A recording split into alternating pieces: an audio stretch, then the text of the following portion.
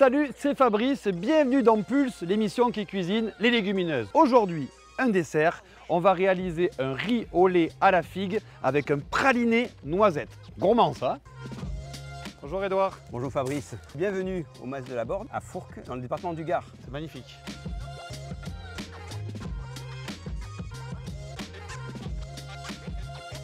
Alors on va faire un riz au lait. Oh évidemment, pas n'importe quel riz au lait. Riz au lait base classique. On va monter une crème fouettée. On va alléger notre riz au lait avec cette crème fouettée. Par-dessus, on va faire un petit praliné avec des noisettes. On va rajouter des figues. Il faut commencer par la base, la cuisson du riz au lait. Donc on va partir sur approximativement un demi-litre de lait. Ce qui est très important, c'est de le faire infuser maintenant avec une gousse de vanille. On ajoute la gousse évidemment entière. On va laisser monter en température quasiment une ébullition et en même temps il va infuser. Alors une fois que le lait frémit à peine, on peut balancer notre riz à l'intérieur. Au moins 25 minutes à basse température. On fait que remuer pour pas que le riz colle et on mettra le sucre à la fin. Alors là, quand on commence à apercevoir tous les grains comme ça, voir le fond de la casserole, ça veut dire que c'est pas loin d'être cuit. Le sucre, pas trop de sucre, autour de 50 grammes pour un demi-litre de lait. On éteint le feu évidemment pour terminer la cuisson. Couvrir notre préparation, 15-20 minutes, le riz comme ça va finir de se lier avec le sucre et le lait et il sera prêt. Qu'on appelle oublier le riz. On l'oublie. Hop, il est où mon riz? On va simplement maintenant couler. C'est vraiment d'avoir quelque chose d'un peu fin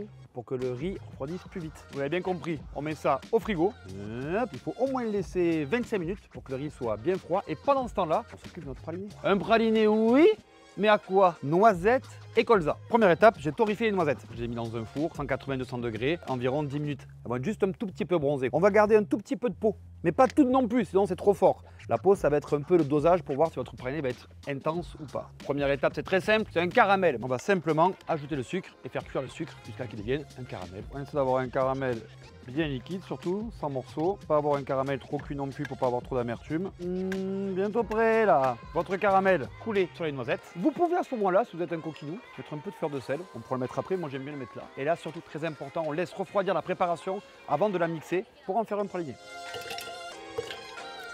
On n'oublie pas la préparation de notre huile de colza qui va nous aider en fait à émulsionner cette préparation. On récupère l'huile de... Hop, la technique n'avait pas ouverte. On va verser maintenant l'huile en même temps que je mixe pour créer comme ça une émulsion. 4 centilitres. Et là, l'huile qui était aussi à l'intérieur de nos noisettes, plus l'huile de colza, plus le sucre, vont créer cette pâte bien gourmande qu'on appelle une praliné. On va découvrir.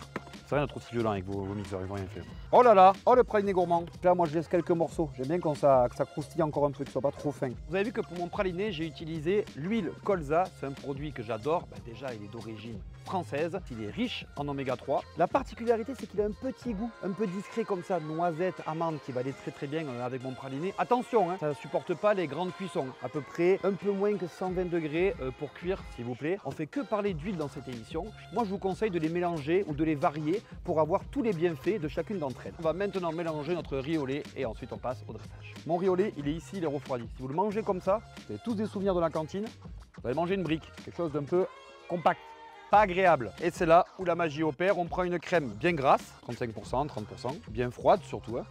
On n'est pas bien là? Tiens, il y a Rex. Riz froid, crème fouettée. Alors l'idée d'abord c'est d'en prendre un tout petit peu et là on commence vraiment à détendre, commencer à l'assouplir un peu. On va incorporer délicatement cette crème avec le riz. L'idée c'est d'avoir un petit nuage de riz. Voilà. Ça c'est gourmand. Ça c'est canaille.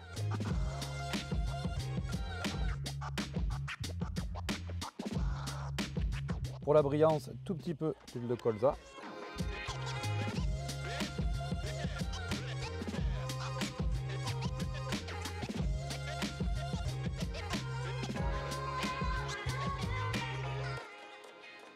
C'était Pulse, abonnez-vous pour d'autres idées recettes. Les huiles et protéines végétales, c'est Terre Oléo Pro, la marque des agriculteurs français.